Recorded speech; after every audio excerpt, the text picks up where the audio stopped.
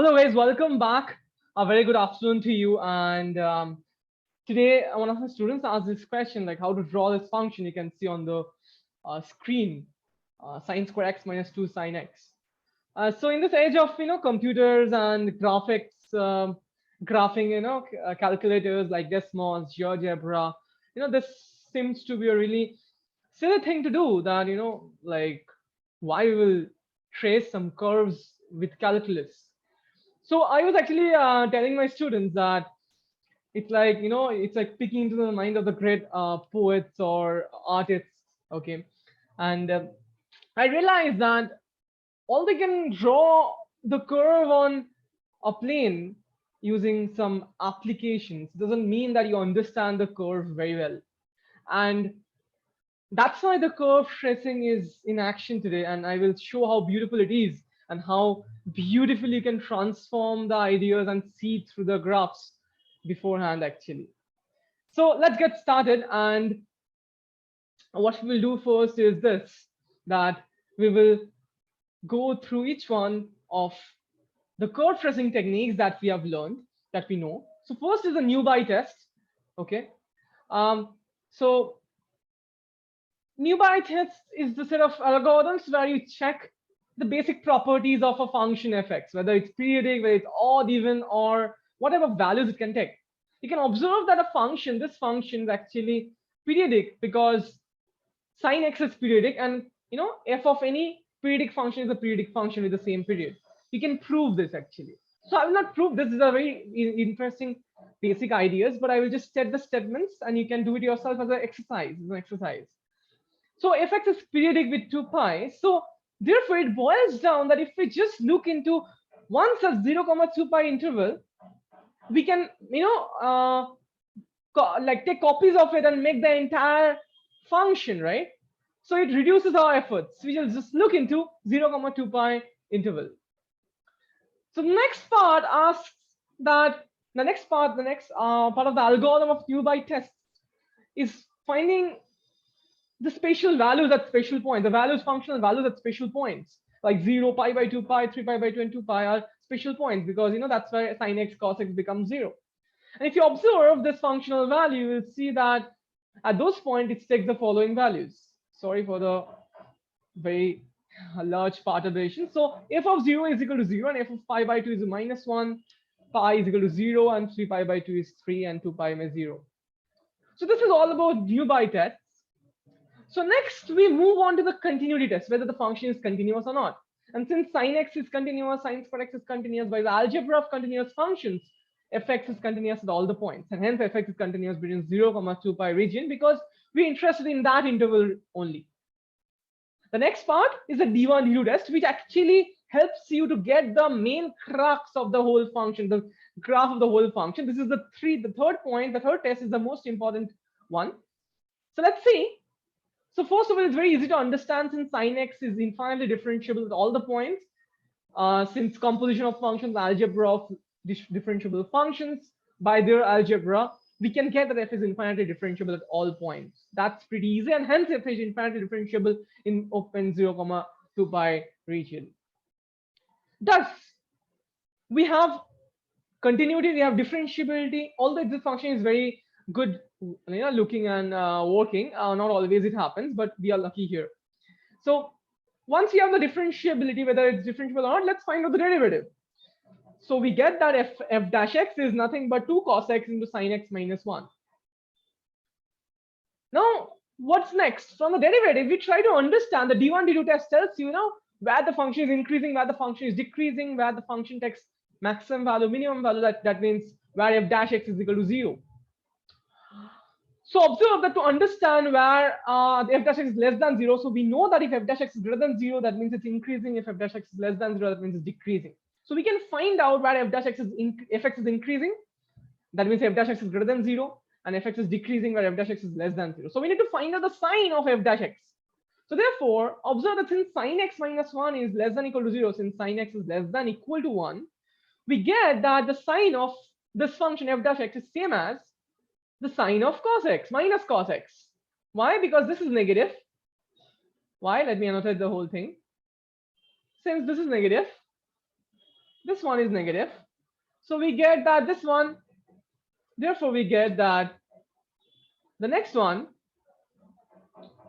So next one,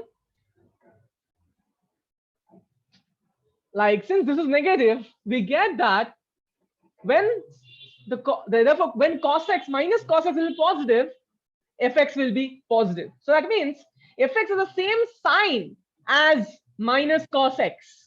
That's really beautiful because we get from this equation f dash x has same signs, or not fx, but f dash x has same sign as minus cos x. Okay, that's really beautiful. And using that idea, we can get that f dash x is equal to 0. So I have done a small error here. It will be f dash x, not fx. F dash x is greater than is equal to 0 when cos x is equal to 0. F dash x is greater than 0 if minus cos x is greater than 0. That means cos x is less than 0. That means x is between pi by 2 and 3 pi by 2. And f dash x is less than 0 when minus cos x is less than 0. So I've done a small typo here. It will be f dash x, not fx. Okay. So in the other region, so if you draw the curve of minus cos x, if you remember the curve of minus cos x, it looks like this.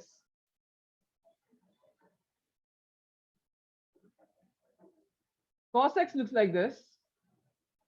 So and minus cos x therefore looks like this. So therefore f dash x has the same sign of minus cos x. So here it's less than 0, here it's greater than 0, and here it's less than 0 minus. So therefore between 0 to pi by 2, f dash x has the same sign of minus cos x. So it's negative between 0 to pi by 2 and 3 pi by 2, say 2 pi by 2, and positive between pi by 2 to 3 pi by 2. This is the sign of f dash of x. And that's exactly what we get here. F dash x, it will be dash here. It will be 0 when cos x is 0, means pi by 2 and 3 pi by 2. It will be positive when between pi by 2 to 3 pi by 2, since it's a sign of minus cos x. So I'll write it down once again here. This is the graph of minus cos x, and the blue is the graph of cos x. This is pi by 2, this is pi, this is 3 pi by 2, and this is 2 pi. This point. So therefore we get this beautiful looking idea that fx is increasing in pi by 2 to 3 pi by 2 and decreasing between, fx is decreasing between 0 to pi by 2 and increasing between pi by 2 to 3 pi by 2, and again decreasing between 3 pi by 2 and 2 pi by 2. So therefore, observing that, we get that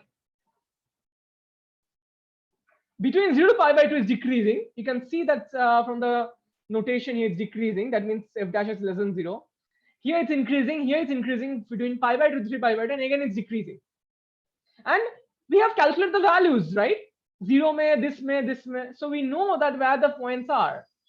So therefore, from the values, the spatial values of the function and the known facts, what is the where is f is increasing and decreasing, we get this curvature idea, that it's decreasing to get the minimum at pi by 2, then increasing at 3 pi till 3 pi by 2, and then decreasing. So in some sense, since at pi by 2 it's taking the minimum, and 3 pi by 2 it's taking the maximum, and we don't have to do the double derivative test. That's so beautiful.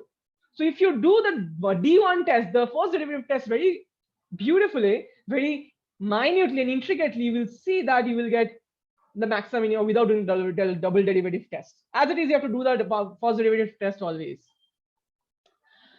So that's beautiful, right? So we have got this observation that minimum point of fx is pi by 2 and maximum point of fx is 3 pi by 2, right? But let's observe the actual curve now. If you observe the actual curve, our expected graph was between 0 to pi by 2 is this, and the actual graph is this. You can observe that we have one thing is very interesting, that it looks almost similar, but one thing is very interesting is that around 3 pi by 2, this as in pi by 2, I'm sorry, it curves, it flattens out a bit. It flattens out a bit around pi by 2. The question is why? Why it flattens around pi by 2? What is the math and the calculus and the differential thing going on? What is exactly happening? And the beautiful thing is that the exciting and thrilling thing is about this is that it's called a DN test, and you can actually you have to understand how the function behaves around the point pi by 2. To know the every minute details of how the function is behaving around pi by 2, the technology, the mathematical technology you have to use is called Taylor series. So you expand fx around pi by 2, and by calculation you will get fx is nothing but minus 1 by 4 x minus pi by 2 whole to the power 4 plus order of x minus pi by 2 big O of this. So by big O of this means, I hope you know the definition of big O of gx. It means around at x is equal at as x goes to pi by 2. Big O of x means what? Fx is big O of x if fx by gx is less than or equal to capital M for sufficiently large M. So observe that all the higher powers as x goes to pi by 2, this will be 0, right? With respect to x minus pi by 2 whole to the power 6. So hence it will be bounded above. So think about this a bit. Okay. So as x goes to, because one of my students asked, because big O connotation is also there for as x tends to infinity. It will be not true if as x tends to infinity, is as x tends to pi by 2. That's what it means. Okay. So therefore we get that as x tends to pi by 2, every function all the higher powers will be x minus pi by 2 whole to the power 6. But that is not important. This is not important. The important part is this. We know that the coefficients are nothing but the coefficient of x minus pi by 2 whole to the power k is nothing but proportional to fk of pi by 2. The kth derivative of pi by 2. And hence observe that the first derivative, this is nothing but f of pi by 2, which is minus 1, we already seen. And the first derivative we have seen already, it's 0. Observe the second derivative and third derivative is also 0. And that's a pretty interesting thing. What it means is the following, that f dash is 0 around that point, but f double dash and triple dash is also 0. What it means? It means that the rate of change of the derivative is very slow, because f dash ka dash, that is f double dash, is also not changing from 0. That means it's remaining constant. That means it's flattening out. The rate of change of function at that point is becoming very slow. It's becoming lazy. That's the basic idea. And therefore we get to the next part, the observation that the higher derivatives f pi by 2 is minus 1, f dash of pi by 2, f double dash of pi by 2, and triple dash of pi by 2 all are 0. And hence we get that the function is very lazy to move from x is equal to pi by 2, because the higher derivative was 0 at pi by 2. And hence we get this flattening behavior at this point. One interesting function to observe, if you can try it out, is e to the power,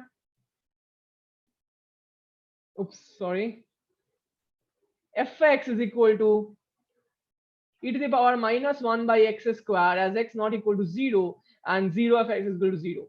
You will see that this function is, all the higher derivatives at 0 are 0, and hence you will see the function how it looks. It looks like this almost. That's a pretty interesting function. So you try out this, and how the f double dash around 0 implies, like around the point implies that how like lazy the function is. It's very important to understand. So I hope you like this, guys. I hope you enjoyed how calculus can really put in like make you have a great give you a beautiful insight into the problem and the behavior of the function. And that is what it excites me about this differential calculus and curve tracing, even though there are technologies to do that, but it helps me to get an insight. I call, like, it feels like a calculus artist. I feel like one.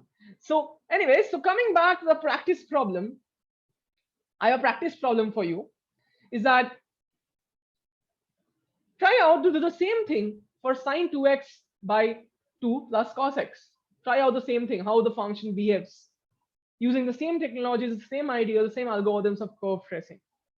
I hope you enjoyed this session, guys. If you like this session, do share with your friends, enthusiastic friends who really enjoy mathematics. And yep, so do like, share, and subscribe with your, subscribe and like, share, and also share with your friends. And yep, if you're interested in some courses, do check out the links below. If not, just enjoy the mathematics and statistics and probability and chance out there. All the best, guys. I'll see you in the next video. Stay tuned and stay blessed. Bye-bye.